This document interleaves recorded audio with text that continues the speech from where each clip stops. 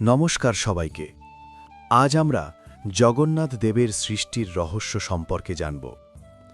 প্রাচীনকালে মধ্য ভারতের মালপোয়া নামে এক রাজ্য ছিল। সেই রাজ্যের রাজা ছিলেন ইন্দ্রদ্যুম্ন। রাজা ইন্দ্রদ্যুম্ন ছিলেন শ্রী বিষ্ণুর পরম ভক্ত।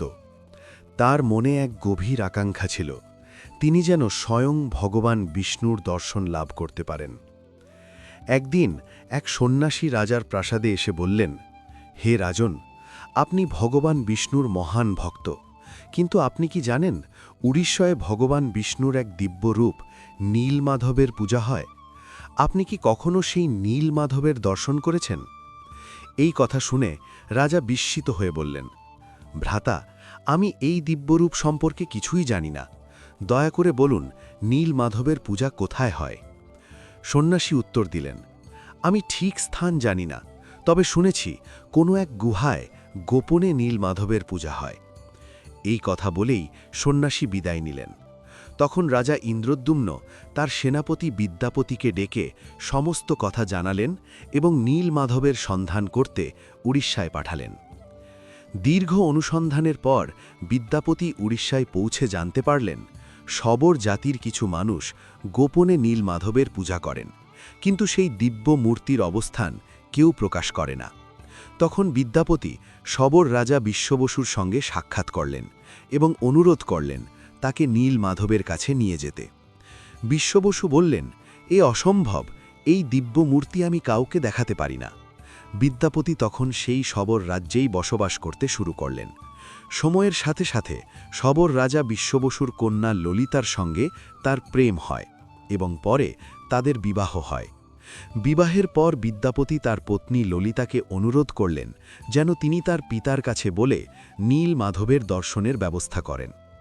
পতি ধর্ম পালন করতে ললিতা পিতার কাছে অনুরোধ করলেন।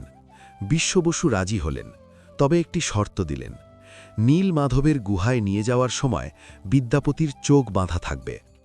বিদ্যাপতি শর্তে সম্মত হলেন, কিন্তু তিনি ছিলেন অত্যন্ত বুদ্ধিমান। গুহার পথে যেতে যেতে তিনি গোপনে সর্ষের বীজ ছড়িয়ে দিলেন। নীলমাধবের দিব্যরূপ দর্শন করে তিনি গভীরভাবে মোহিত হয়ে পড়লেন। পরদিন সর্ষের বীজের চিহ্ন অনুসরণ করে বিদ্যাপতি আবার গুহায় পৌঁছালেন, কিন্তু মন্দিরে প্রবেশ করতেই ভগবান নীলমাধব অন্তর্ধান করলেন।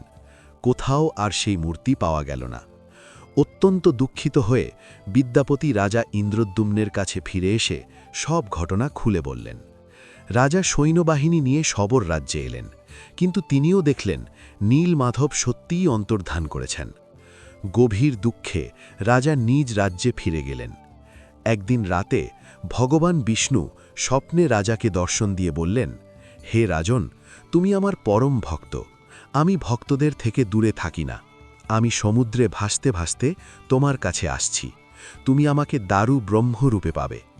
পরদিন রাজা সমুদ্র তটে গিয়ে এক দিব্য দারু ব্রহ্ম লাভ করলেন, কিন্তু সেই দারু ব্রহ্ম তুলতে গিয়ে তিনি দেখলেন তা এক চুলও নড়ছে না। হাতি দিয়ে টানিয়েও তা সরানো যাচ্ছে না। রাজা অত্যন্ত হতাশ হলেন। সেই রাতেই ভগবান শ্রীকৃষ্ণ স্বপ্নে এসে বললেন, শবর রাজা বিশ্ববসু আমার পরম ভক্ত, তুমি তাকে সসম্মানে এখানে নিয়ে এসো এবং দারু ব্রহ্ম বহনের জন্য একটি স্বর্ণ রথের ব্যবস্থা করো। পরদিন রাজা তাই করলেন। বিশ্ববসু, বিদ্যাপতি ও রাজা তিনজনে মিলে দারু ব্রহ্ম তুললেন এবং সংকীর্তন করতে করতে স্বর্ণ রথে করে তা গুন্ডিচা মন্দিরে নিয়ে গেলেন। এরপর এক দিব্য মন্দির নির্মাণের কাজ শুরু হল। বিগ্রহ নির্মাণের জন্য দক্ষ কারিগরদের ডাকা হল, কিন্তু কাঠে হাতুড়ি লাগানো মাত্রই তা চূর্ণ বিচূর্ণ হয়ে যাচ্ছিল। রাজা পড়লেন মহাবিপদে। তখন বিশ্বকর্মা দেব ছদ্মবেশে রাজার কাছে এসে বললেন, আমার নাম অনন্ত মহারাজ, আমি দেবশিল্পী। আমি এই মূর্তি নির্মাণ করতে পারব, তবে আমার একটি বড় ঘর এবং 21 দিন সময় লাগবে। এই সময়ে দরজা বন্ধ থাকবে, কেউ আমাকে বিরক্ত করতে পারবে না।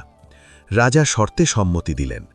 বিগ্রহ নির্মাণ শুরু হল, কিন্তু 14 দিন পার হয়ে যাওয়ার পরও ভেতর থেকে কোনো শব্দ পাওয়া যাচ্ছিল না। রানী আশঙ্কা করলেন কারিগর হয়তো মারা গেছেন। তিনি প্রহরীদের বাধা উপেক্ষা করে দরজা খুলে দিলেন। দরজা খুলতেই দেখা গেল কারিগর নেই, শুধু ভগবানের অসম্পূর্ণ মূর্তি পড়ে আছে। রাজা এসে এই দৃশ্য দেখে অত্যন্ত দুঃখ পেলেন। সেই রাতে ভগবান বিষ্ণু স্বপ্নে রাজাকে বললেন, আমার ইচ্ছাতেই দেবশিল্পী মূর্তি নির্মাণ করতে এসেছিলেন, কিন্তু শর্ত ভঙ্গ হওয়ায় এই মূর্তি অসম্পূর্ণ রয়ে গেছে। হে রাজন, তুমি আমার পরম ভক্ত, এই অসম্পূর্ণ মূর্তিতেই আমি পূজা গ্রহণ করব।